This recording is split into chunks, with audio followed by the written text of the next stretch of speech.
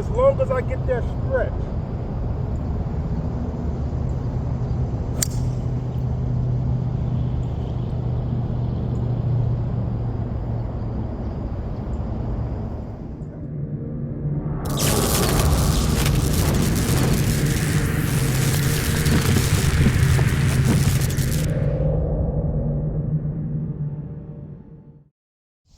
Hey, what's going on? Doc Blade, Forensic Golf. So check this out. One of the things that professional coach we see a lot on the lesson tee is players that are over swinging, and it's actually a false overswing.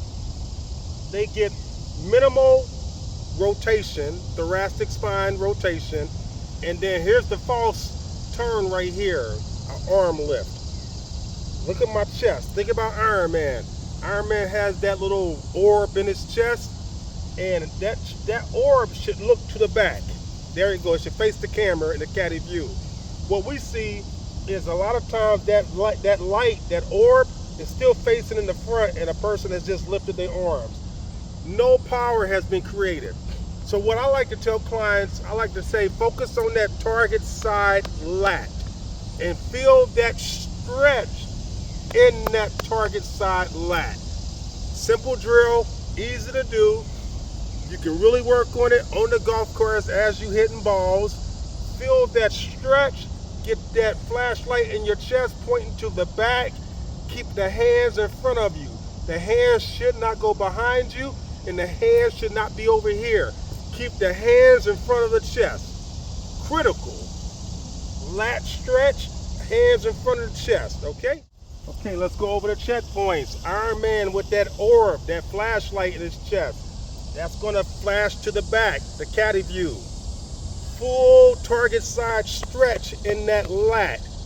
Do not get the false sense of lifting. Depending on your individual mobility and flexibility, some players will get their hands really high, like an Adam Scott. Some people are gonna be like a Tony Finau. But once you get that stretch in your lat, you're gonna be good to go. Here we go, premium setup. Target side aim, where I want the ball to start. Set my feet, piston pivot, anchor the weight.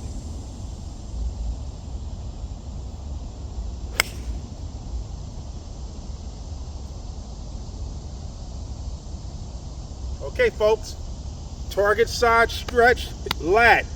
That is your goal. Turn that flashlight where it's pointing backwards.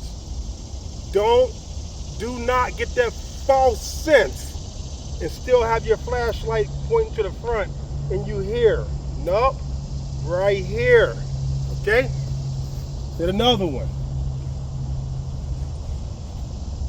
Put this one up in the sky.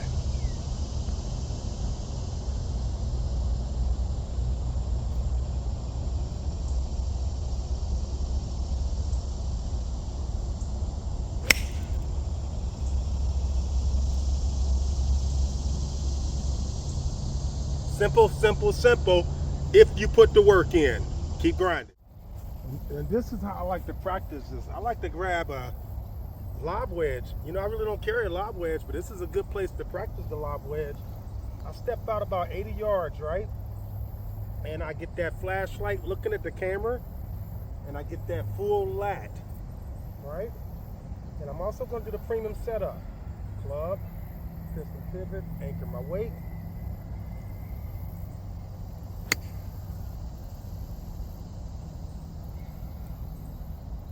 Right? Shallow. Again.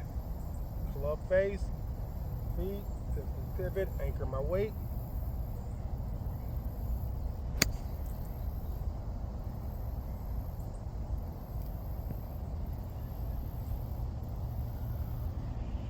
I'm just getting that full lat stretch. Club face, piston pivot, anchor my weight.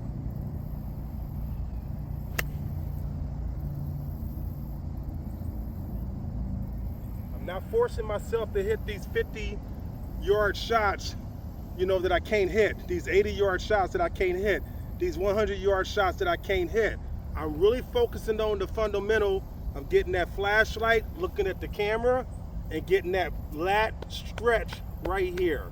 Keep grinding. So I've just given you a glimpse of how I create a new feeling, a new motion, becoming more efficient into my golf swing.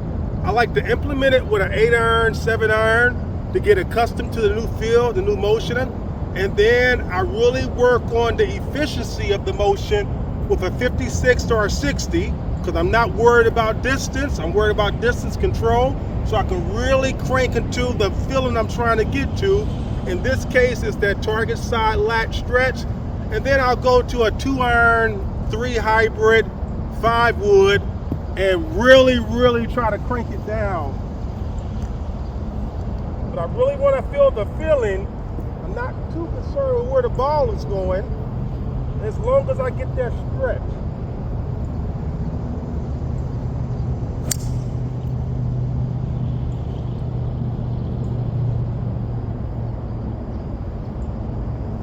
That's smoked.